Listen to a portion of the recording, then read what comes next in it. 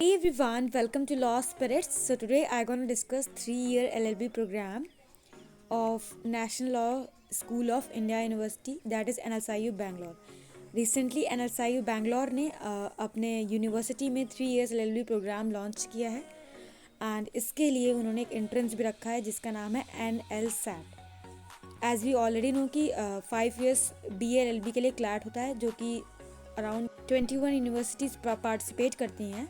Okay but ये 3 years LLB का separate एक प्रोग्राम मतलब सेपरेट एंट्रेंस होगा, सेपरेट लॉ एंट्रेंस होगा। So through this video you will get to know about that this NLSAT entrance exam through which you will get into NLSIU Bangalore. ठीक है, मैं आपको बताऊंगी पेपर पैटर्न क्या होगा, कितने मार्क्स का होगा और कितने स्टेजेस में होगा। ठीक है, तो let's see.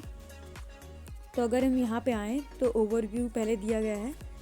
Okay and then admission corner पे हम जाएंगे तो यहाँ पे देखिए पहले इसमें आपके 3 स्टेजेस में पेपर होगा।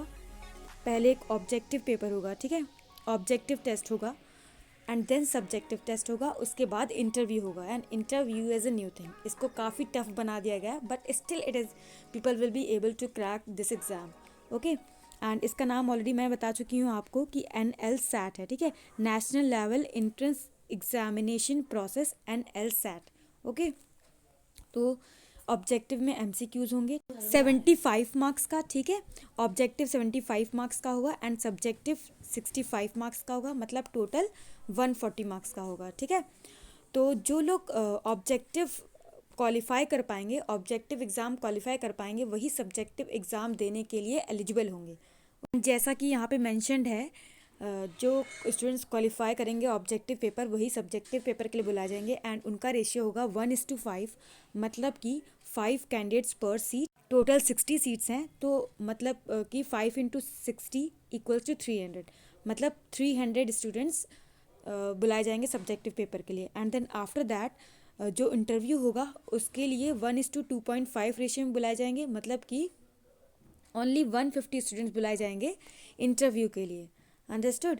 एंड देन अगर हम पेपर को डिस्कस करें ऑब्जेक्टिव एंड सब्जेक्टिव को, एंड जो ऑब्जेक्टिव पेपर है वो 75 नंबर का है एंड सब्जेक्टिव पेपर 65 मार्क्स का है। ओके तो हम पूरा इसका सिलेबस देख लेते हैं। ऑब्जेक्टिव पेपर का पहले देखेंगे। ऑब्जेक्टिव पेपर में इंग्लिश कॉम्प्रिहेंसन आने वाला है, means only passages English comprehension and that is of 25 marks. And then after that current affairs आएंगे, वो भी 25 मार्क्स के होंगे, मतलब स्टैटिक नहीं आएगा।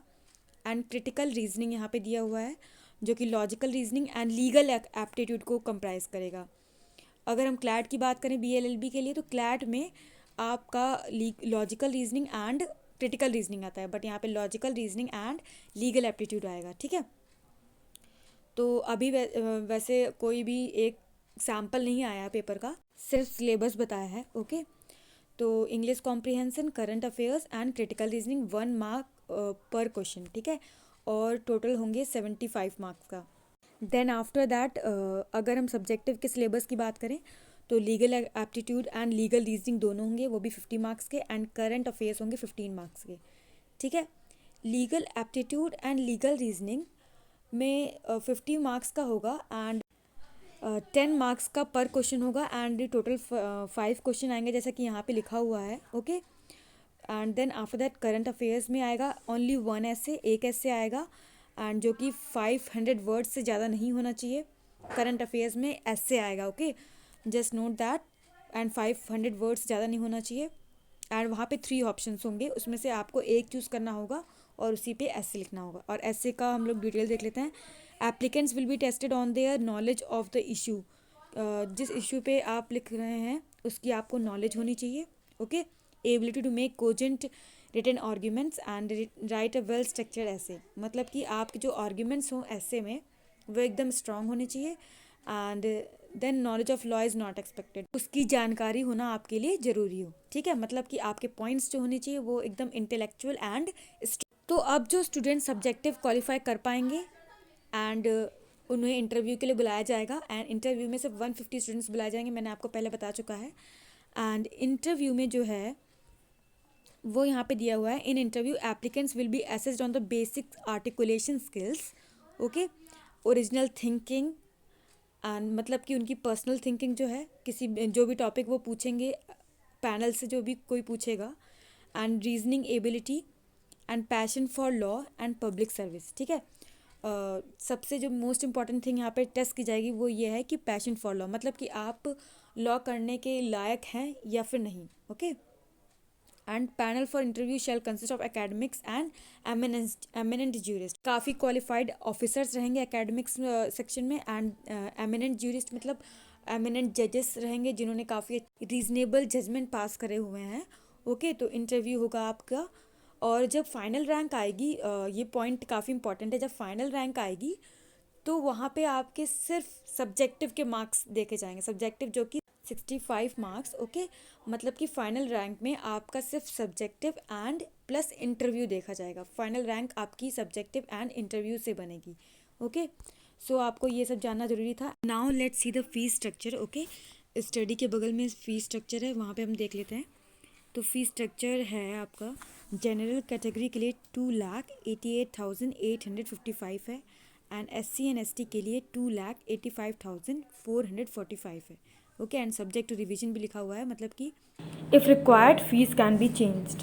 तो आई होप दैट कि आपको सब कुछ क्लियर हो गया होगा। And again I am saying कि NLSIU के 3 years LLB के लिए एक अलग एंट्रेंस एग्ज़ाम होगा जिसका नाम होगा NLSAT, okay.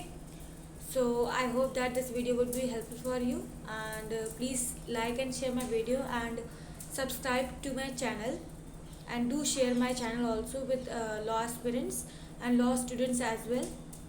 And if you have any of the problem regarding any of the law entrances, and if you have problem regarding MHC law admission process or BHU admission process, you can comment down below in comment section or DM me personally on Instagram or Telegram. And do follow me on Instagram and join my Telegram group also. I'll just drop its link in description box, and ये NLSIU Bangalore 3 years LLB की link भी मैं description box में drop कर दूँगी, and just see it, and आप अभी से प्रिपरेशन करना इसके लिए स्टार्ट कर सकते हैं। Thank you.